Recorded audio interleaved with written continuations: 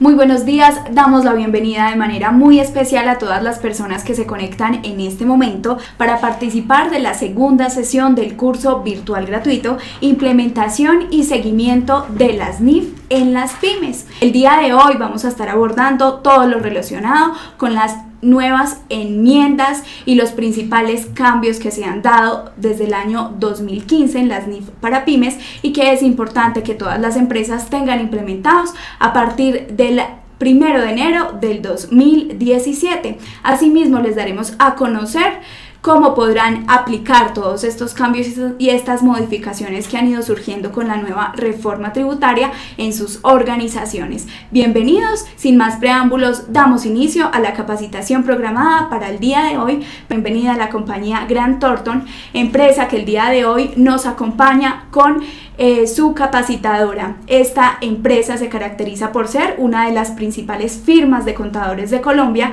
con más de 24 años de experiencia. Se especializa en prestar servicios profesionales de auditoría, revisoría fiscal, asesoría tributaria y consultoría en la implementación de las NIF.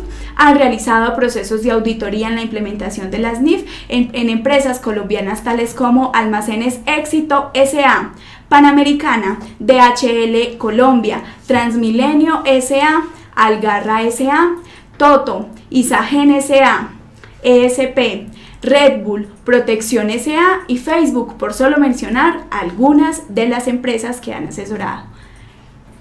El día de hoy establecemos conexión desde la ciudad de Bogotá con la doctora Sandra Cárdenas.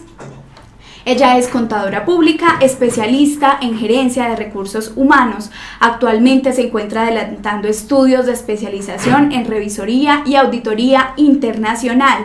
Cuenta con una experiencia contable y financiera por más de 15 años en compañías multinacionales y nacionales. Se desempeña actualmente como senior del área NIF de la empresa Grant Thornton y como docente de formación continuada NIF. Es certificada y experta en normas internacionales de información financiera. Ha realizado importantes estudios en NIF en la Universidad Sergio Arboleda. Ha adelantado estudios complementarios en mercados capitales, liderazgo en procesos de coaching gerencial y para las organizaciones y administración del liderazgo. Cuenta con una amplia experiencia en la implementación de normas internacionales de información financiera en empresas públicas y privadas pertenecientes al grupo 1 y 2 NIF. Sin más preámbulos, entonces le doy la bienvenida a la doctora Sandra Cárdenas. Doctora Sandra, muy buenos días, gracias por estar conectado con nosotros. Bienvenida. Buenos días, Aura, muchas gracias por la presentación. Buenos días a todos los participantes, a los organizadores, mil gracias por la invitación. Y bueno, pues sin más preámbulos, vamos a hablar el tema del día. Vamos a hablar acerca de los cambios para las NIF para las pymes que surgió a raíz de las enmiendas, y por esas enmiendas pues tenemos ahora la nueva versión de NIF para pymes 2015. Esta historia empezó en 2009 cuando pues apareció la primera versión de NIF para las pymes, que es la que está actualmente vigente en Colombia. A partir de ahí empezaron a desarrollar material de capacitación al interior del IASBI, y debido a la gran intervención que le permite esta organización a todas las personas que quieran participar en ella, se crearon miles de preguntas, miles de inquietudes que fueron dando forma para una nueva enmienda, para una nueva norma. Y a raíz de esas publicaciones principales salieron los principales cuestionamientos. La intención de IASBI en ese momento era mejorar la versión que estaba en 2009 y pues saber qué tanto y qué tan entendible estaba siendo la norma para las personas que la estábamos utilizando al aplicarlas. Entonces, a partir de ahí, en el 2014, se publica el primer borrador de norma, sujeto a todas las preguntas y a todas las intervenciones a las que todas las personas tienen derecho, y más o menos en mayo del 2015 aparece la versión final de la NIF para pymes. La intención, como lo dije hace un momento, no fue cambiar mucho los factores de reconocimiento y medición, sino tal vez hacer una modificación para que esa norma que ya existía fuera mucho más asequible al público, fuera mucho más fácil de aplicar y como lo vamos a ver en el desarrollo del tema del día de hoy, vamos a ver que la mayoría de modificaciones es ampliación de lo que ya había, con ejemplos, con más ilustraciones, más que cambios de fondo con la norma en sí. Miremos la aplicación de la norma, según lo que venía antes en la sección 10, que habla de políticas, errores y estimaciones, nos habla que un cambio en política se debe hacer siempre de manera retrospectiva. Entonces, inicialmente IASBI dijo que los cambios que incluyó en la nueva versión de la NIF para pymes en la sección 2 a la 34 se deben aplicar retroactivamente. Sin embargo, dentro de cada una de las secciones, si la norma misma lo contempla, se va a permitir el cambio de manera prospectiva. ¿Qué es eso de retrospectivo y prospectivo? Hagamos un recorderis. Retrospectivo es que deberás aplicar la nueva norma como si nunca hubiese existido una norma anterior. Y prospectivo es que lo deberás aplicar ese cambio que te está trayendo la norma solamente de hoy en adelante. Entonces vamos a ver que algunas secciones de la norma me permite hacerlo de manera prospectiva, pero la generalidad es que los cambios en las secciones se deben hacer de manera retroactiva, a menos, y ahí ya la primera exención, de que se pueda demostrar que es impracticable realizarlo de manera retrospectiva.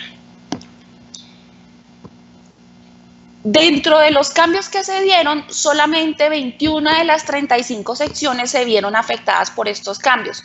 La mayoría de ellos son modificaciones de transcripción y de tal vez de descripción de cómo realizar las particularidades de reconocimiento y medición.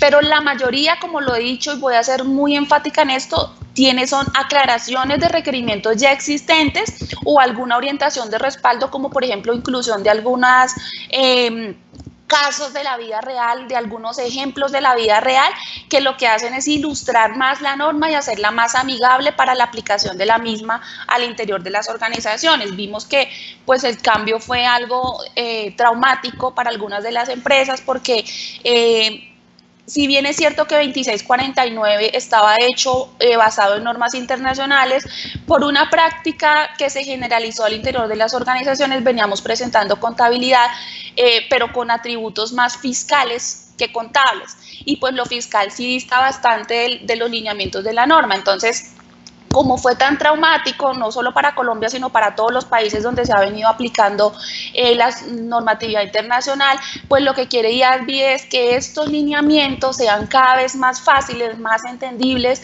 a nosotros los contadores y a las personas de la parte financiera, para que su aplicación no sea tan tediosa y no sea nada del otro mundo, sino que sea algo muy parecido a lo que veníamos haciendo siempre y sea como de la cotidianidad. Entonces, lo que quiere IASBI es facilitar para que los países tengan menos excusa de entrar en normatividad internacional porque tal vez no son muy entendibles sus estándares.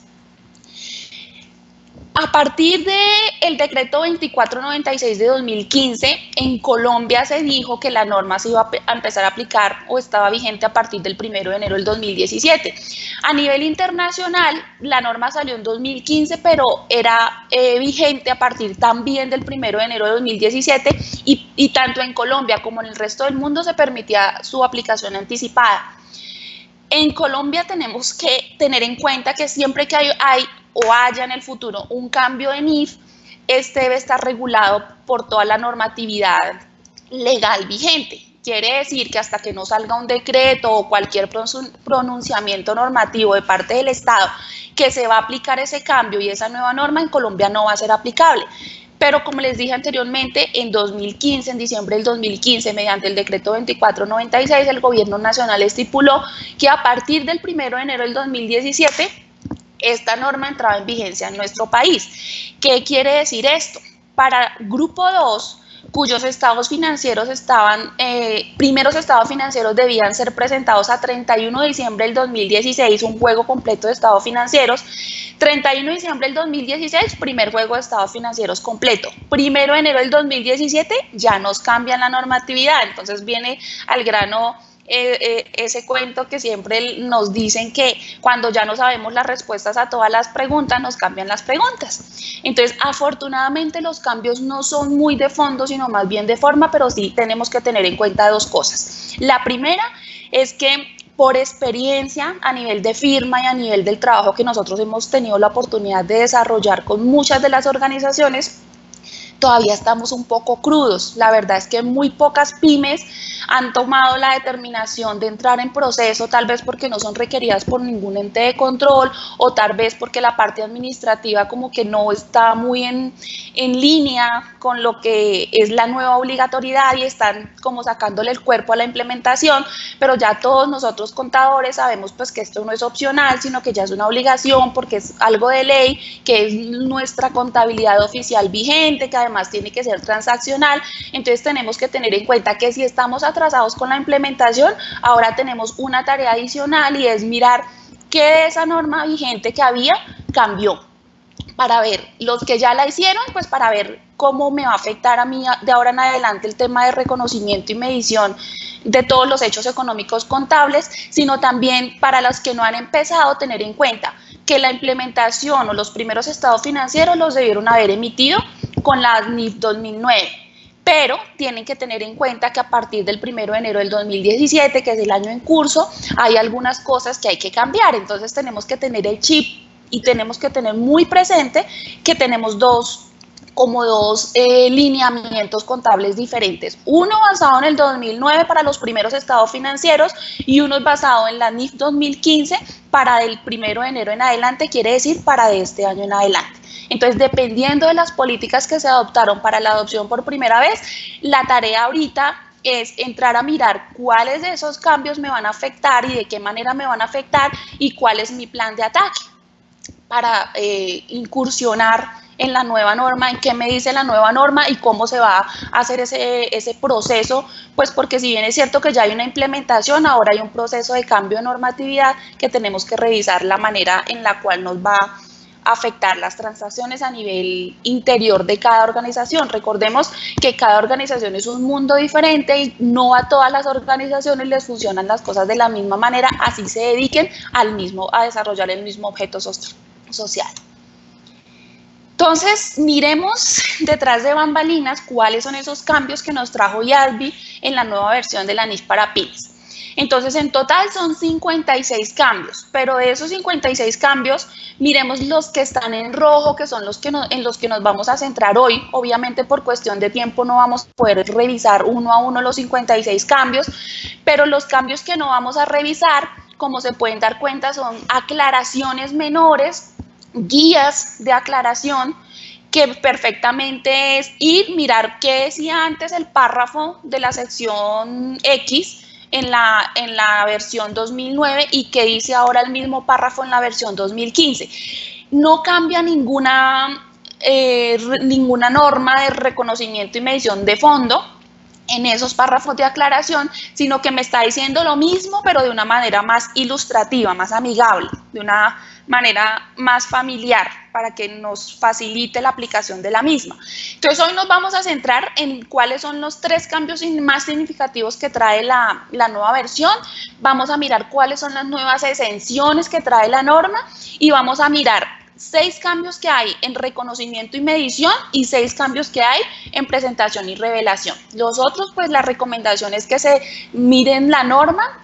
Al inicio de la norma hay un cuadro donde me dice sección 1 cambió tal párrafo y cambió por esto o aquello.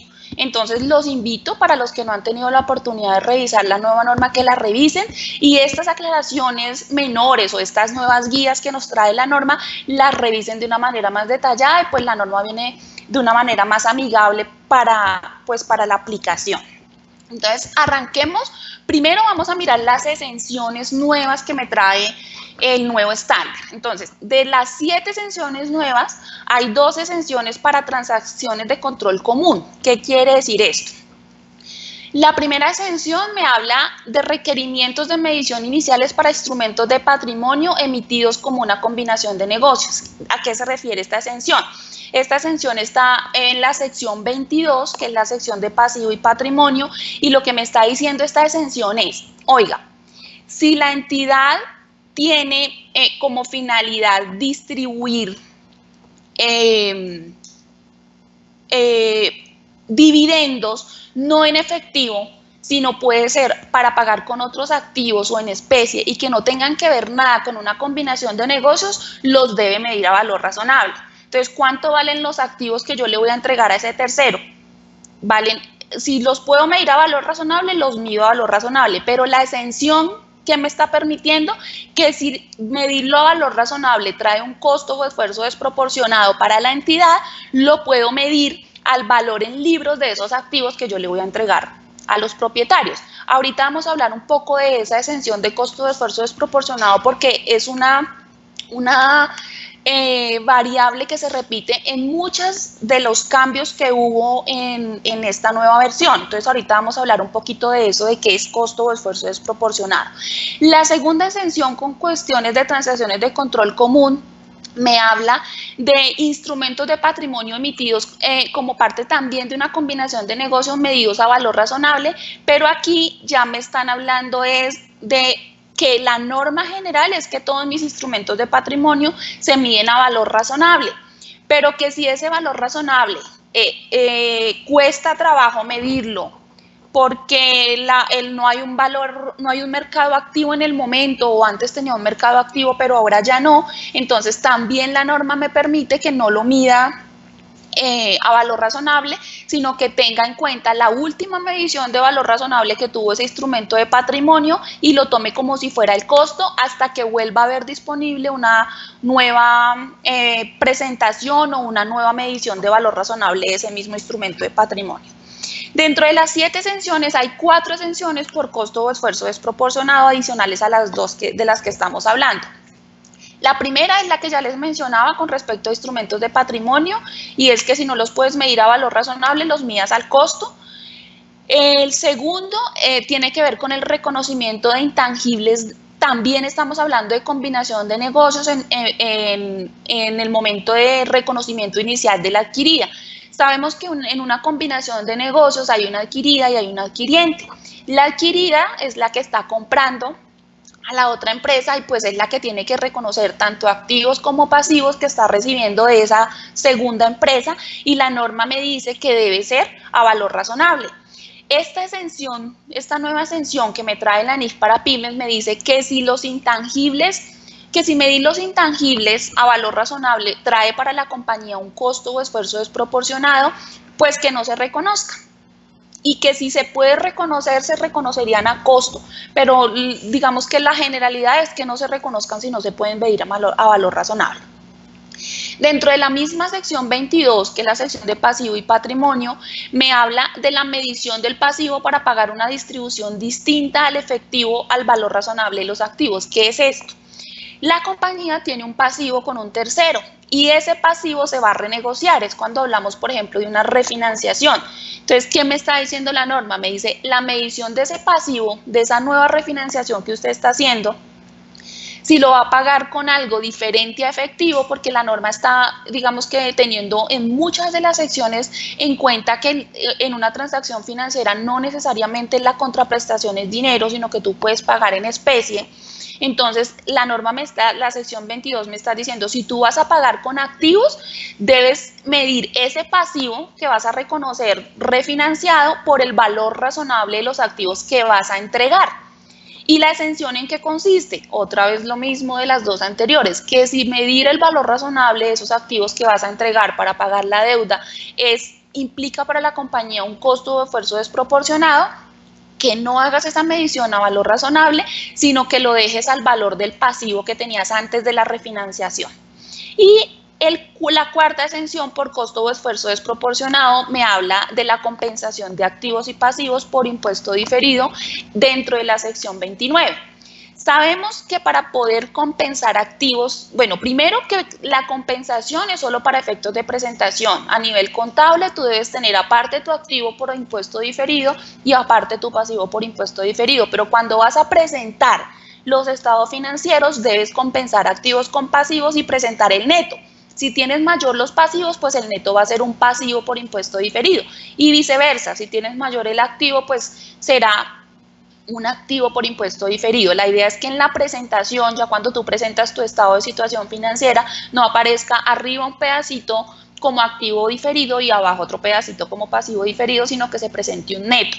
Y hace énfasis en que para poder compensar esos activos y pasivos financieros se deben cumplir dos condiciones. La primera condición es tener el derecho legal de hacer esa compensación. ¿Qué quiere decir eso si estamos hablando de impuestos? Por ejemplo, que tú no puedes compensar renta con ICA, por ejemplo, o con retenciones o con IVA, porque no se puede, legalmente no se puede. Entonces el primer requisito es tener el derecho legal y el segundo requisito es tener la intención de hacerlo. Sucede mucho cuando tenemos algo a favor. Entonces uno le pregunta al cliente, o ustedes tienen que tener en cuenta si ese saldo a favor lo van a pedir por devolución o va a ser compensado. Entonces depende de la intención siempre de la empresa con respecto a ese activo o a ese pasivo financiero. Y por último hay una exención por impracticabilidad que está atado a la sección 17, que es la sección de propiedad, planta, equipo. ¿En qué consiste esa exención por impracticabilidad? Recordemos que en la sección 17 la norma hace una aclaración de cuando una partida de repuesto o un activo que está en el almacén, pero que no es para vender, sino que es para tu propia propiedad, planta de equipo, para sustituir tu propiedad, planta de equipo, es como ese backup que tienes ahí de las partes mayores de tu propiedad, planta de equipo. Eso hay que evaluar si hace parte del inventario o si hace parte de la propiedad, planta de equipo. Esa es la primera tarea.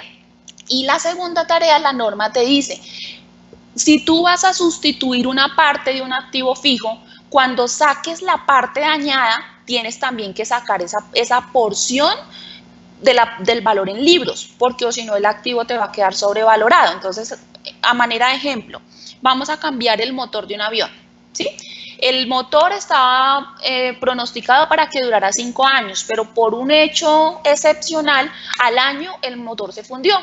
Quiere decir que por depreciar le faltaban 4 años a ese motor, casi que está entero en el valor en libros. Tú compras otro motor y lo vas a sustituir a ese avión. Entonces la norma te exige que antes de capitalizar como mayor valor del bien el repuesto nuevo, debes dar de baja la parte proporcional que te quedaba del motor antiguo. Entonces lo que me está permitiendo esta exención es que si no es posible saber cuánto valía la parte que me quedaba del motor antiguo, puede ser un indicador para mí el costo del motor nuevo que estoy comprando, obviamente menos la depreciación que ya tenía. Quiere decir que si valía 100,000 pesos y lo iba a depreciar a 5 años, el motor antiguo todavía tenía un remanente en libros de 80,000. Quiere decir, doy de baja 80,000, ¿cierto? Y a la vez cojo el que estoy comprando ahorita, cojo el costo de ahorita, le quito la depreciación de un año y ese sería el valor que debería dar de baja en libros antes de capitalizar el nuevo valor del nuevo motor. Entonces la exención consiste en que si no tengo el valor del motor que estoy sacando, un indicador del costo de ese motor es el motor nuevo que estoy comprando. Entonces con esta primera parte arrancamos evacuando las 7 exenciones nuevas que nos trae la NIF para pymes versión 2015.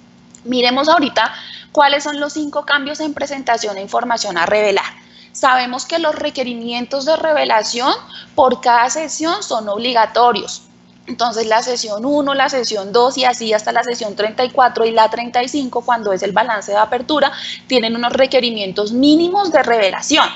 Lo que está haciendo la NIF para pymes ahorita es cambiándome algunos requerimientos de esa información a revelar. Entonces vamos a ver cuáles son esos 5 cambios. El primer cambio consiste en que tengo que revelar las razones para usar exención de costo o esfuerzo desproporcionado. Entonces, en todas las sesiones donde la NIF me permita una exención de costo o esfuerzo desproporcionado, ya sabremos que tenemos que tener una muy buena justificación para decir que eso no lo pude hacer porque me generaba un costo o esfuerzo desproporcionado para la compañía y pues deberá los estados financieros, en las notas a los estados financieros o en las revelaciones, decir cuál es esa causa para no hacer lo que tenía que hacer por costo o esfuerzo desproporcionado.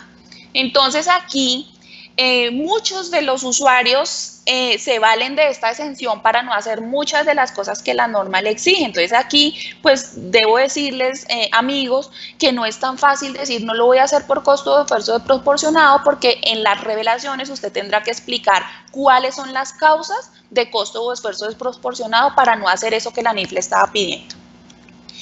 En el segundo punto tenemos las propiedades de inversión. Sabemos que una propiedad de inversión es un bien inmueble, ¿cierto?, que la empresa tiene para generar renta o para ganar una plusvalía en el futuro. Es muy común en algunas empresas que tengamos edificios o tengamos lotes, pero que no lo tenemos para el desarrollo del objeto social de la compañía, sino que los tenemos arrendados a terceros y por ese concepto se reciben unos ingresos mensuales.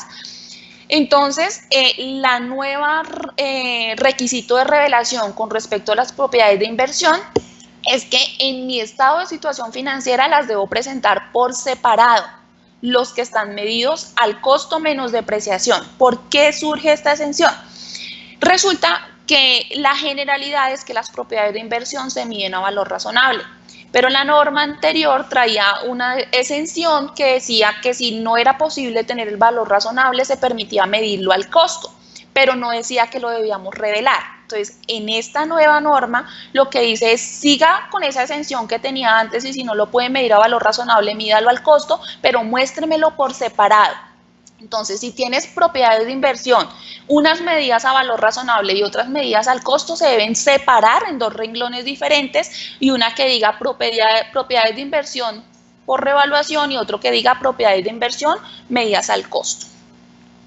El tercer requerimiento o el tercer cambio con respecto a la información a revelar tiene que ver con la sección 34. Es la eliminación del requerimiento para preparar conciliaciones del año anterior de los saldos de activos biológicos y el capital en acciones. Entonces resulta que antes yo debía presentar mi saldo en activos biológicos al inicio, mi saldo de activos biológicos al final del periodo y mi saldo de activos biológicos del periodo inmediatamente anterior. Entonces ahora la norma incluyó un parrafito que dice no es necesario revelar la información de periodos anteriores, solamente la del periodo corriente. La cuarta exención tiene que ver con la eliminación del requerimiento con respecto a política de beneficios contables por terminación. Los beneficios por terminación aquí no son todos, sino básicamente se refiere a los beneficios por terminación de contrato. Se le llaman beneficios por terminación, pero realmente son todas aquellas indemnizaciones a las que una empresa está obligada cuando retira a una persona sin justa causa. Esos beneficios por terminación, entonces ahora, antes tenían un nivel de revelación muy detalladas, ahora ya no es requisito revelar esos beneficios por terminación. Y el último cambio por presentación e información a revelar tiene que ver con las partes relacionadas. ¿Y cuál es el cambio? Que debo revelar todo lo que estaba en las plenas, en la NIC 24. Entonces alineó toda la parte de redacción, no solamente de revelación, sino también de reconocimiento, con lo que hablaba en las NIF plenas. Y básicamente lo que dice es todas las relaciones que usted tenga con partes relacionadas con las que usted tenga transacciones significativas para la organización, me las debe revelar. Entonces estos son los 5 cambios a nivel de revelaciones. Veamos ahora cuáles son los cambios con respecto a reconocimiento y medición. Entonces, los cambios que tienen que ver con reconocimiento y medición, el primero está ligado a los estados financieros combinados, que es la sección 9 de estados financieros separados y consolidados. Entonces, ¿qué hace este reconocimiento y medición? Primero, me define que es un estado financiero combinado y me dice que es la unión de los estados financieros de dos empresas, las cuales están bajo control conjunto o bajo control conjunto. Luego, en la sección 11, los instrumentos financieros básicos, digamos que ¿qué hace esta sección? Para los que tuvieron la oportunidad de conocer la versión anterior, la sección 11 siempre estaba relacionada con muchas de las secciones de toda la norma y aparecía como se dice o siguiendo los parámetros de la sección 11. Entonces, lo que está haciendo aquí la norma es clarificar cómo es la interacción entre la instrucción, entre los instrumentos financieros básicos, su medición y su reconocimiento con otras normas, como por ejemplo la norma de arrendamientos, como por ejemplo la norma de beneficios a empleados, como por ejemplo la norma de impuesto diferido. Entonces lo que me dice es la interacción entre las dos. Entonces se nombra el cambio en la sección 11 y también lo remite al párrafo. Por ejemplo, si es la interacción con arrendamientos, dice como lo dice en la sección número 20 punto tal. Entonces hace como esa interrelación con todas las demás secciones de la norma donde hay que medir instrumentos financieros básicos. Por ejemplo, en arrendamientos dice que hay que traer a valor presente los pagos, los cánones mínimos y medir la tasa de interés, como lo dice la norma en la sección 11. Entonces esa es como la interrelación que viene haciendo. Con respecto a la sección 11 también hay un cambio que tiene que ver con el componente de interés implícito en una transacción. Entonces me define que es una transacción de financiación, que básicamente es cuando los plazos se alargan más de lo normal sin intereses, que suele suceder mucho en Colombia. Veíamos nosotros en las implementaciones que hacíamos con nuestros clientes que los clientes están financiando a sus clientes sin decirle que los están financiando. Entonces, por ejemplo, les venden a 3 meses, pero esos 3 meses se va con pago a 6 meses. Entonces, eso tiene un componente de interés implícito, el cual tiene que ser reconocido y mostrado a los usuarios de la información, porque es plata quieta que la empresa está dejando de trabajar, que está dejando de mover. Entonces, clarifica cuándo hay una transacción con financiación y cómo se debe medir. Con respecto a la sección 11, también se habla mucho de valores razonables y de exenciones de valores razonables. Entonces, que las inversiones normalmente se miden a costo amortizado, pero que si es una inversión que cotiza en bolsa, pues se debe medir a valor razonable, pero que si ese valor razonable tiene un costo o esfuerzo desproporcionado, pues que no lo haga a valor razonable. Básicamente esos son los cambios más importantes de la sección 11. Más adelante vamos a ver otro que digamos que es uno de los más relevantes, pero por ahora esos son los generales. Vemos también un cambio de reconocimiento y medición en la sección 18, que es la sección de intangibles, donde me dice que si en una combinación de negocios los intangibles no pueden ser identificados por separado y medidos a valor razonable, no hay que reconocerlos. Eso es prácticamente lo que me dice. Y otra cosa es respecto a la vida útil de los intangibles. En la versión antigua de NIF para pymes, en la del 2009, hablábamos de que si la empresa o la gerencia no podía determinar la vida útil de un intangible, lo debería amortizar a 10 años. Ahora la norma dice si no hay un referente de cuál es la vida útil de ese intangible, lo podrá amortizar hasta en 10 años. No me limita a que sea en 10 años, sino que la gerencia puede estimar con juicio profesional y con los lineamientos de la norma, si lo amortiza a 5, a 6 o si se va hasta los 10 que le pide la norma, pero no me encasilla que tiene que ser a 10 años.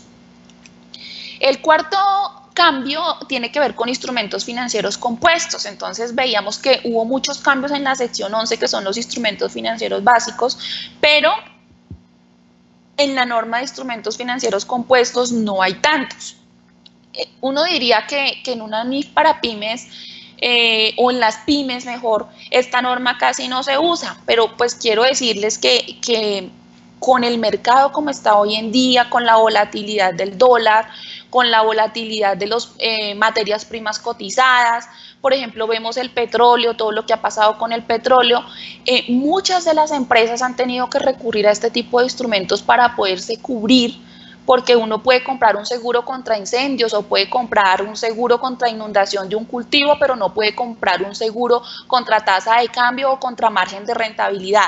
Entonces, una forma de cuidarse con respecto a estos temas, y lo venimos trabajando al interior de la firma de una manera muy interesante, es constituir instrumentos de cobertura y nos hemos podido dar cuenta que la diferencia en cambio tan gigantesca que han tenido, por decir algo, en los últimos 5 años las empresas se hubiera podido mitigar, solamente esa diferencia en cambio se hubiera podido mitigar si se tuviera un instrumento financiero de cobertura. Entonces estamos en la campaña a nivel de la empresa, a nivel interior de la organización, de que estos instrumentos financieros compuestos nos ayudan a mitigar para que esa plata por diferencia en cambio que se va a la basura, no se vaya a la basura, sino que se garantice un margen mínimo de rentabilidad para las empresas, porque hemos visto incluso empresas que el mayor gasto que tienen es por diferencia en cambio en estos tiempos de tanta volatilidad. Entonces la invitación es para que empiecen a revisar esa norma de instrumentos financieros y miren cómo una cobertura les puede cambiar por completo el panorama de la organización. El quinto punto tiene que ver con las guías para transacciones con pagos basados en acciones. Esta es una sección que aquí en Colombia no se trabaja mucho, pero afuera sí, y consiste en que es como una técnica o una estrategia empresarial para aquellas empresas, sobre todo al inicio de sus operaciones, que no tienen mucho flujo de efectivo, hacen negociaciones con sus empleados o con sus proveedores y les dicen, no tengo ahorita para pagarle en efectivo, pero le pago con acciones. Y usted va a empezar a ser dueño de un pedacito de mi empresa. Entonces es un panorama atrayente y lo usan mucho como estrategia para retener a altos ejecutivos, pues porque hay ejecutivos que ya el dinero no los motiva, entonces tú no los puedes retener con un sueldo ni siquiera, sino que es una opción de retenerlo vendiéndole la idea de que él va a trabajar para una empresa, pero que esa empresa va a empezar a ser suya en determinado tiempo porque su pago va a ser realmente en acciones. Entonces, ¿qué hizo la NIF para pymes con esta sección 26? La alineó toda a la NIF 2, que es la de plenas, y básicamente lo que dice es que los pagos basados en acciones no son solamente, que en esta norma no solamente aplican los pagos basados en acciones que se vayan a pagar en efectivo, sino también que se vayan a pagar con activos o con instrumentos de patrimonio. Y el último cambio tiene que ver con los arrendamientos. En la sección 20 se incluyó una cláusula donde incluyen la variación de la tasa de interés vinculada a la tasa de interés de mercado. Entonces habla de aquellos arrendamientos que empiezan a generarse, por los cuales se empieza a generar una tasa de interés y nos muestra cuál va a ser el tratamiento con respecto a esos intereses que se generan por ese incumplimiento del arrendatario. Bueno, hemos hablado casi que la mayor parte del tiempo y en todas las secciones de costo o esfuerzo desproporcionado. Entonces vamos a hablar un poquito porque este es el cambio que me trae la sección 2, es el cambio más grande que me trae la sección 2 y habla de que para admitir o para hallar un costo o esfuerzo desproporcionado en una entidad se requiere mucho juicio profesional y de tener toda la información disponible. ¿Sí? El costo de esfuerzo desproporcionado siempre va a ser inherente a cada entidad. Yo no puedo decir, es que mi vecino tuvo costo de esfuerzo desproporcionado para hallar X valor, entonces yo también voy a tener costo de esfuerzo desproporcionado. No, esto es inherente a cada entidad y así como una entidad puede que lo pueda hallar, estamos hablando, por ejemplo, del valor razonable de una propiedad de inversión, ¿sí? Puede ser que el de al lado no lo pudo hallar. ¿Y en qué va a consistir esa exención? Pues dependiendo de lo que cada norma te diga, vas a poder dejar de hacer algunas cosas que la norma te exige. Hay que tener en cuenta dos cosas acá. La primera es, ¿qué es costo o esfuerzo desproporcionado? Entonces la norma me describe costo o esfuerzo desproporcionado como que aunque tú hagas todos los esfuerzos por conseguir ese dato que la norma te está exigiendo, no fue posible alcanzarlo. O si lo alcanzas, te va a costar o mucho trabajo de tus empleados o mucho dinero. Esa es la definición que me trae costo o esfuerzo desproporcionado. Ahora hay que tener en cuenta es costo o esfuerzo desproporcionado con respecto a qué. Entonces la norma siempre va en función de los usuarios de la información, ¿cierto? Entonces aquí también hay que mirar dos cosas. Primero, ¿cuál es el ideal de usuarios de la información que me da IASB? Que me dice que son los que van a tomar decisiones con esos estados financieros que yo estoy preparando, esos son los usuarios de la información y me habla de inversionistas, me habla de acreedores, me habla de empleados, pero cuando vamos a la vida real vamos a encontrar empresas que ni siquiera presentan estados financieros a sus accionistas y que solamente presentan estados financieros porque una norma los obliga o porque tienen un ente de control fiscalizador que los obliga a presentar estados financieros. Entonces, valdría, por ejemplo, la pena incurrir en costos de tasación por medición de valor revaluado para propiedad, planta de equipo, cuando yo solo le voy a presentar, por ejemplo, información a la DIAN. Entonces, esos son los análisis y los juicios que la gerencia debe hacer para tomar decisiones en cuanto a políticas y en cuanto a la aplicación o no de una norma que me permita la exención de costo o esfuerzo desproporcionado. Lo que no podemos hacer es que sea nuestro cojín de resguardo para que cada vez que alguna cosa cueste trabajo, escudarse en el beneficio de costo o esfuerzo desproporcionado. Entonces, lo que la norma quiso es facilitarnos la vida, pero dejando muy claro que no podemos cogerlo de figurín para no hacer o para no cumplir con algunos requerimientos de la norma. Entonces, cada vez que pensemos en costo o esfuerzo desproporcionado, pensemos en el siguiente ejemplo. La nueva versión, como lo vamos a ver ahorita, me acepta que la propiedad, planta de equipo sea medida valor revaluado, ¿cierto?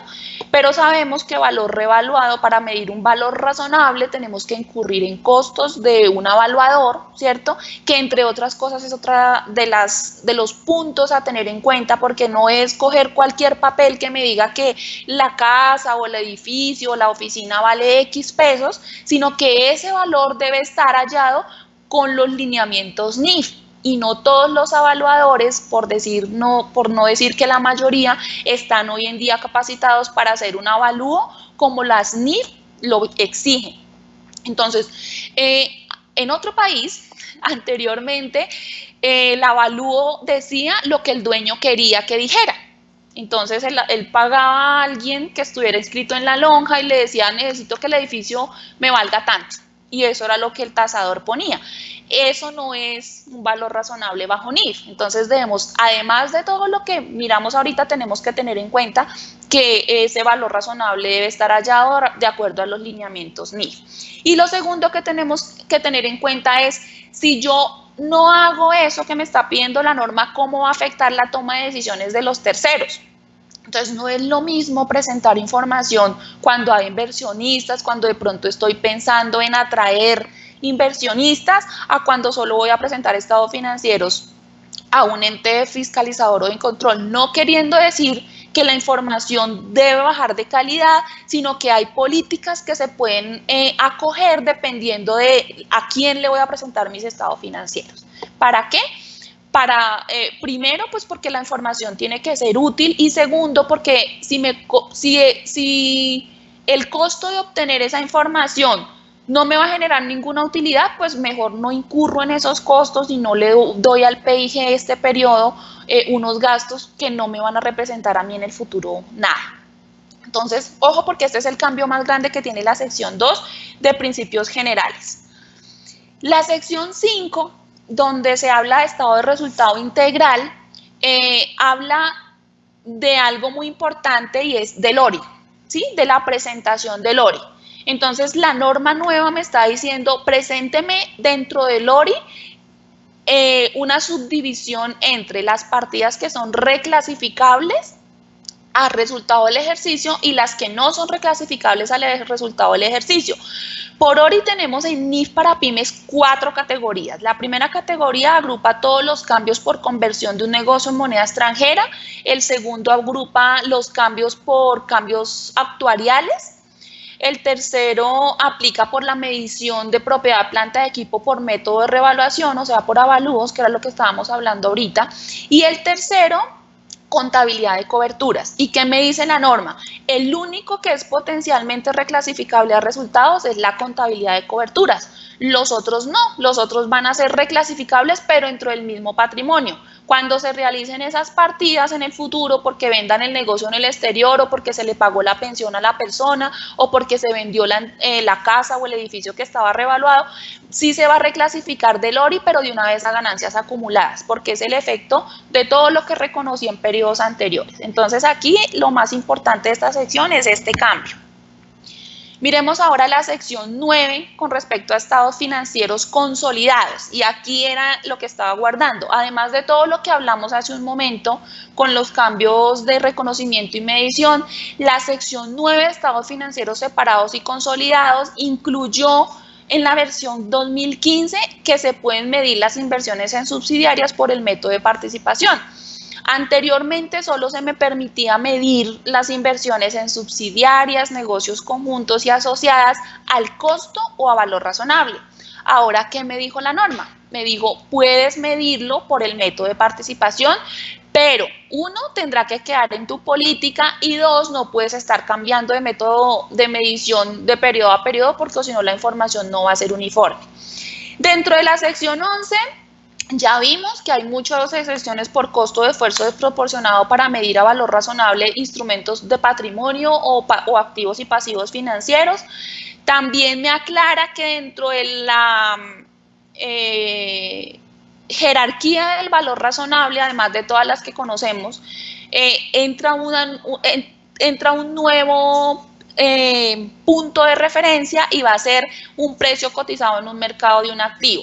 Entonces, esto es cuando tenemos alguna negociación anterior con un producto parecido y ese acuerdo me da un valor punto de referencia de cuánto puede valer ese negocio, y yo podría llegar a tomar ese precio de un negocio anterior parecido, similar, como referencia de valor razonable. Dentro de la sección 18 vimos lo de la exención para medir los activos intangibles a valor razonable. Vimos lo de la vida útil, que ya no va a ser solo 10 años, sino que la gerencia puede estimar una vida útil de ese activo intangible que vaya entre 1 y 10 años, no necesariamente tienen que ser los 10 que estaba en la norma anterior.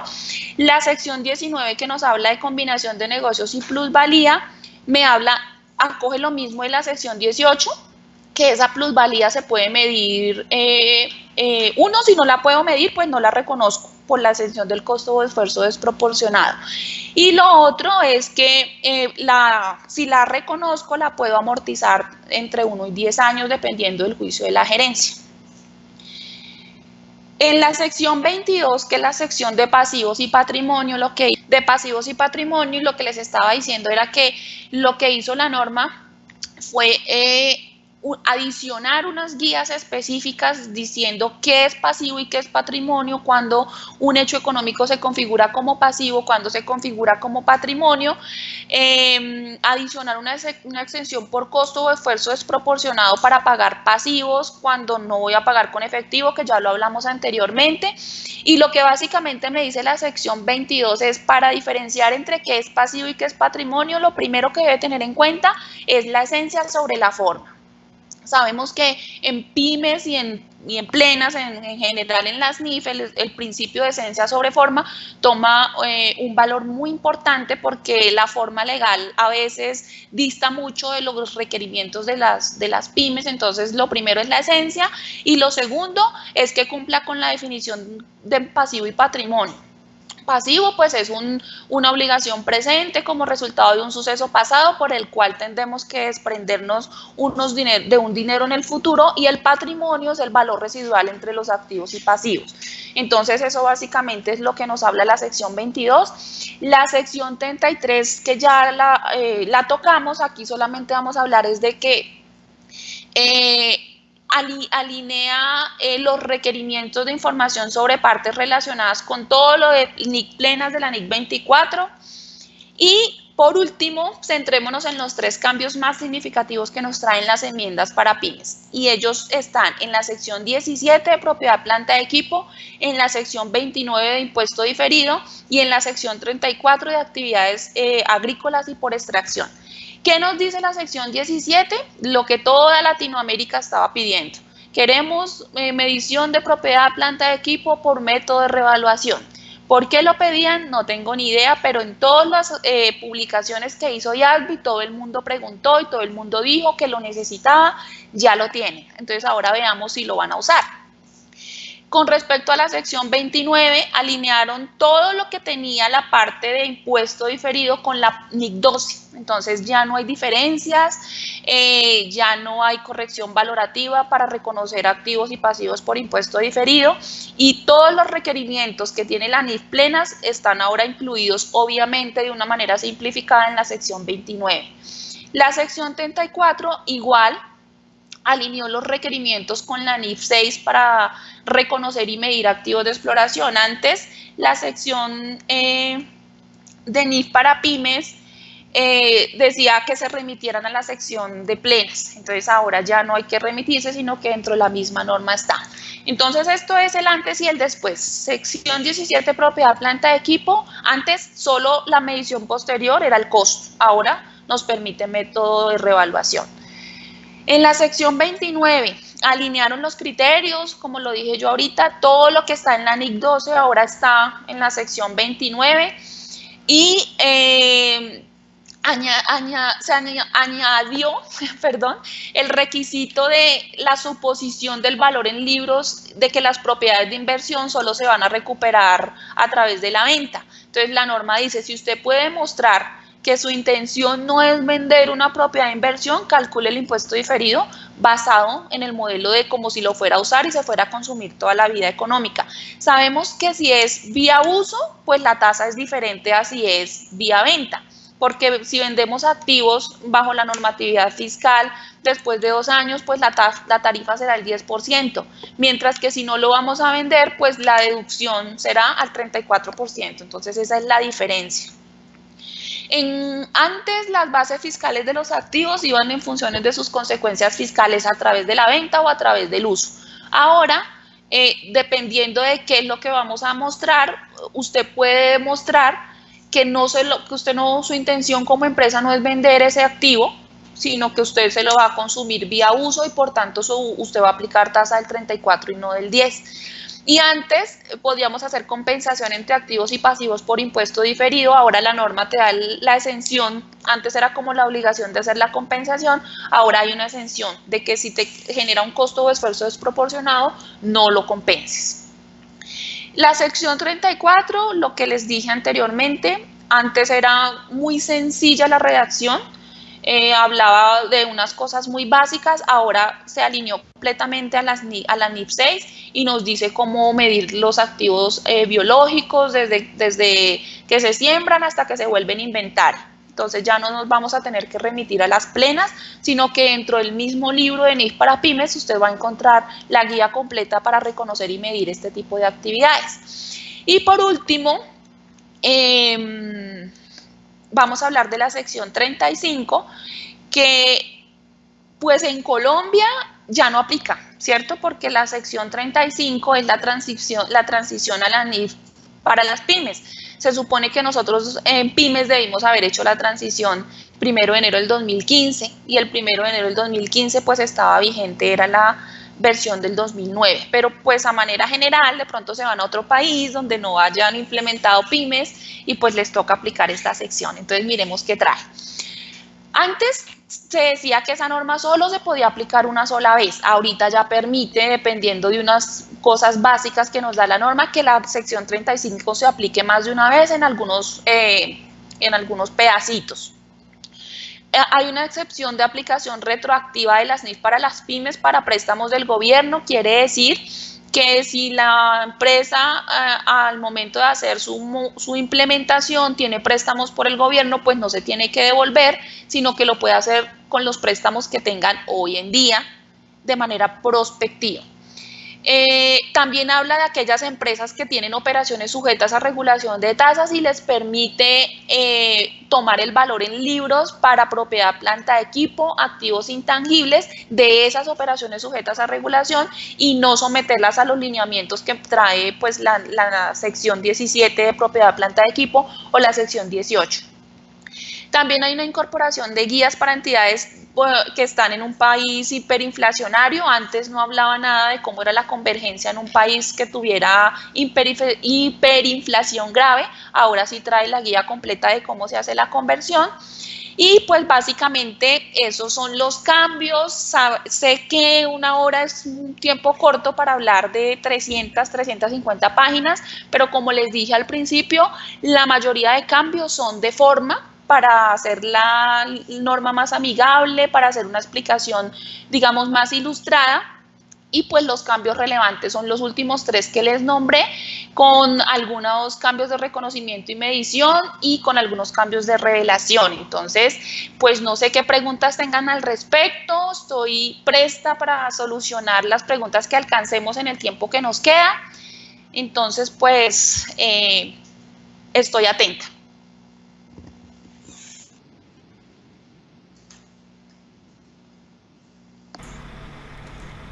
Mil gracias, doctora Sandra, por su participación. En este momento entonces vamos a destinar 5 minutos antes de iniciar con la sesión de preguntas.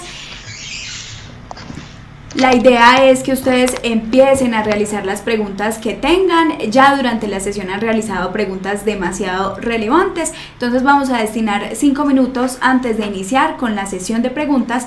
Mientras tanto, vamos a una pauta comercial. Ya regresamos.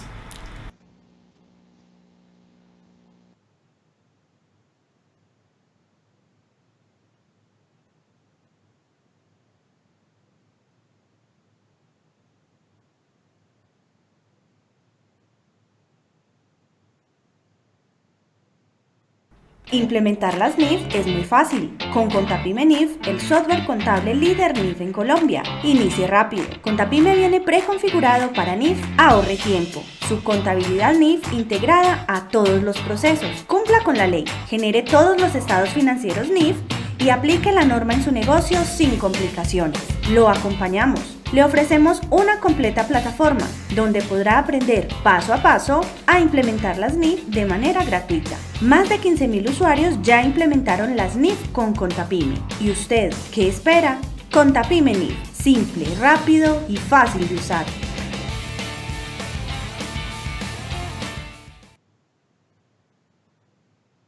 Hola, en Contapyme sabemos que necesita aprender las NIF e implementarlas ahora mismo. Ya no hay tiempo. Por eso, le ofrecemos un completo seminario NIF con tutores expertos, ejemplos prácticos y sistematización con Contapyme, el software contable líder NIF en Colombia. Desde la comodidad de su casa u oficina, podrá aprender a implementar las NIF a su propio ritmo y de manera gratuita. Más de 27.000 personas ya lo han hecho. No se quede atrás. Cumpla con la ley, actualice sus conocimientos, mejore su hoja de vida y descubra con nosotros que las NIF son súper fáciles. Para acceder al seminario solo debe ingresar a nifsuperfaciles.com y registrarse. Recuerden, nifsuperfaciles.com. Lo esperamos.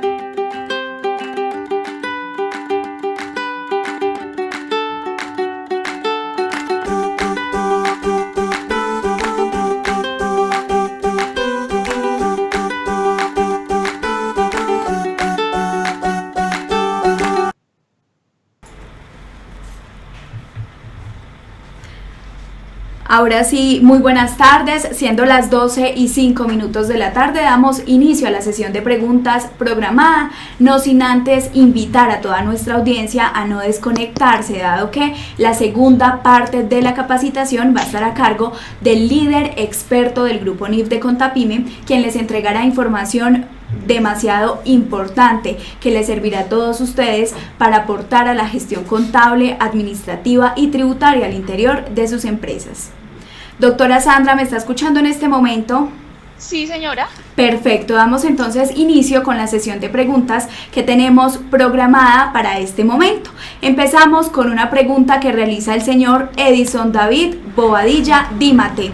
Él nos dice, con la expedición del decreto 2496 de 2015, queda sin efectos la orientación del Consejo Técnico de la Contaduría que establece que las NIF no son contabilidad. En este sentido, las NIF sí serían contabilidad. Edison, gracias por tu pregunta, muy buena pregunta. Las NIF alrededor del mundo fueron hechas para presentar información, para presentar los estados financieros a los usuarios de la información, pero en Colombia tenemos la particularidad de que las normas, las NIF son requerimientos y lineamientos contables. Por lo tanto, en Colombia, la única contabilidad vigente actual es la contabilidad bajo NIF y está decretada tanto para el reconocimiento y medición como para la presentación. Entonces, la respuesta a tu pregunta es sí. La orientación quedó anulada por el 2496, que estipula que la única contabilidad oficial en Colombia es la contabilidad de NIF. De acuerdo, agradecemos de manera muy especial al señor Edison David Bobadilla por su participación y por su pregunta. Continuamos entonces con la pregunta que nos realiza el señor Rubén Darío Ortiz. Él nos dice, ¿el valor razonable es el mismo costo histórico? Rubén, no. El valor razonable es un valor o un valor nuevo en NIF. Antes en 2649 no hablábamos de valor razonable y por eso cuando yo dicto conferencias y a mis alumnos en la universidad les digo, tienen que aprenderse la definición de valor razonable porque valor razonable es un concepto que trata el 90% de las secciones en NIF para pymes y el 90% de las NIF plenas. El costo histórico es el costo que aparece en libros, el cual te refleja el valor al cual tú adquiriste pues el activo o el pasivo, ¿cierto?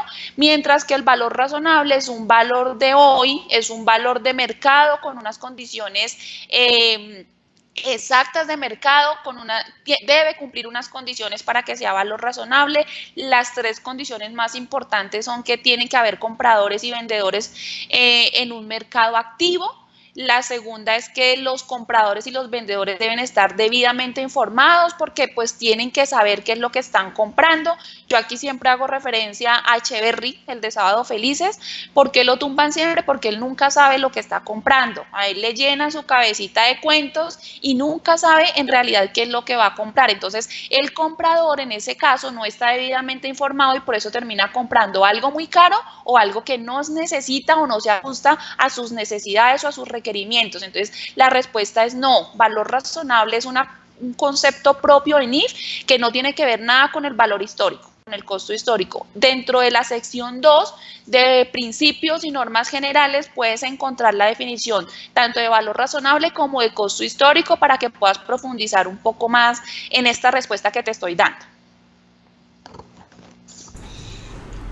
Mil gracias, doctora Sandra, por su respuesta. Vamos entonces a continuar con una pregunta que nos realiza la señora Lady Moncada. Ella nos dice, buenos días, para realizar un cambio en una política contable, ¿esta debe informarse a algún ente de control o solo sería aprobado por la junta gerencial o quien sea la máxima autoridad al interior de la empresa? Lady, antes de responderte, quiero recordarles a todos que para poder hacer un cambio en política se deben cumplir con unas condiciones especiales. La norma me dice que un cambio en política de manera general se debe corregir de manera retrospectiva. Quiere decir que debes coger la nueva política que vas a cambiar y reexpresar todo desde el momento cero como si la política anterior nunca hubiese existido. La norma te da solamente unos escenarios para hacerlo de manera prospectiva. Esos escenarios son, uno, que la norma te lo indique, como es el caso de ahorita de las NIF para pymes. En la sección 17 nos dice que el modelo de revaluación, si lo cambias, lo vas a aplicar de manera prospectiva. La misma norma te está diciendo que lo hagas de manera prospectiva. Si la norma no lo dice, lo tienes que aplicar de manera retrospectiva. Y el segundo chance que me da la norma para yo poder cambiar una política es que la información que va a resultar de ese cambio va a ser más relevante y más diciente para los usuarios de la información. Entonces, eso primero para tenerlo en cuenta. Y segundo, ya respondiendo tu pregunta, es no, el cambio de política no se debe elevar. Por ahora no ha salido nada en Colombia, ninguna regulación. De pronto más adelante pudiera salir, uno nunca sabe, pero hoy en día no existe ninguna regulación de que tú debas informar a tu ente de controlar un cambio de política. Deben ser procedimientos internos que deben aprobar la gerencia o la junta o el máximo órgano, pero que siempre deben estar aprobados por el máximo órgano o por el representante legal. De acuerdo, doctora Sandra, continuamos entonces con la pregunta que nos realiza la señora María Elena Barrera. Ella nos dice, ¿se deben crear políticas contables por rubros que hoy no manejo, pero que probablemente más adelante llegaré a manejar? ¿O es posible en el momento de necesitar la política la pueda implementar? Muy bien, también muy buena pregunta. Cuando se está haciendo la implementación, todo el trabajo que hay que hacer, imagínate ponerte a hacer políticas por cosas que hoy no tienes, por si acaso en el futuro llegan a pasar. Entonces, no hay ninguna parte donde diga que no lo puedes hacer, pero en mi concepto y mi recomendación sería, hoy que estás haciendo tu implementación y de pronto tu cambio, si ya estás implementando, reacomoda las políticas que tengas que cambiar, si es que te cambiaron con respecto a la nueva norma, esas si las vas a cambiar es porque ya las tenías, y si te aparecen políticas nuevas es porque hubo operaciones nuevas, cuando hiciste tu balance de apertura, esos hechos económicos no existían. Entonces, la recomendación, ¿cuál es? En tu balance de apertura, crea las políticas para los hechos económicos que tienes en ese momento.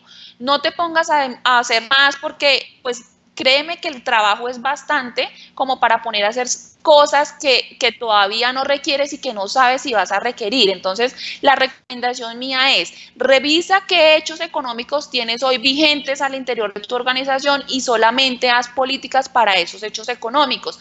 A medida que vayan surgiendo nuevos hechos económicos que no existían para la empresa, vas creando las políticas y ahí no va a ser un cambio en política, pues porque sencillamente antes no existía. Entonces, la respuesta es no deberías, pero en ninguna parte de la norma vas a encontrar que diga que tienes que hacer una política, o yo tendrías que hacer entonces 35 políticas porque son 35 secciones. No, solamente haz lo que en este momento te está dictando.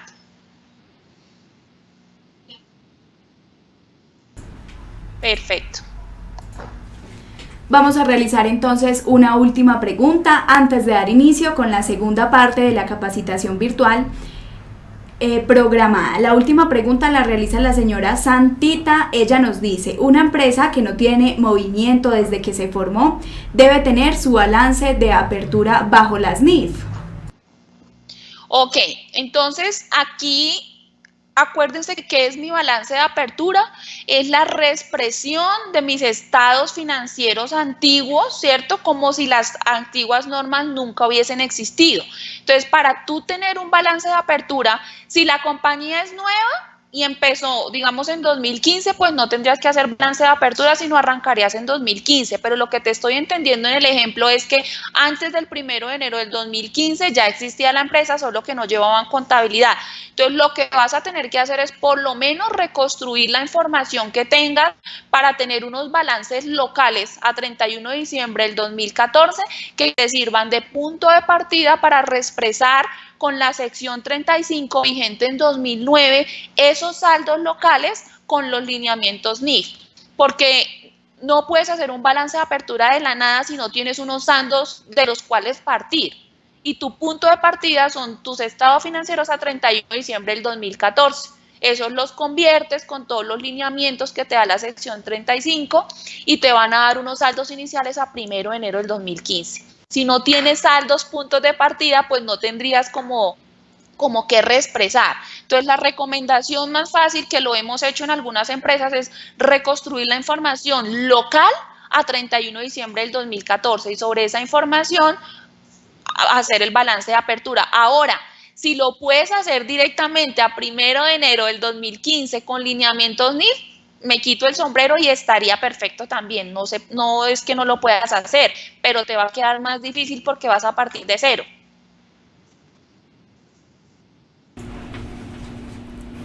Doctora Sandra, mil gracias por su participación en el curso virtual gratuito Implementación y Seguimiento de las NIF en las pymes. Es un gusto haber contado con la participación de la empresa Grant Thornton. Doctora Sandra, de nuevo, mil gracias. Un abrazo muy fraterno para usted. Gracias, Aura, mil gracias a ustedes también, muchos éxitos con esa tarea que están emprendiendo y por supuesto la firma para la cual trabajo y yo estamos atentos a cualquier cosa que podamos seguirles sirviendo. Muy buena tarde, que almuercen. Esté muy bien, feliz resto de tarde.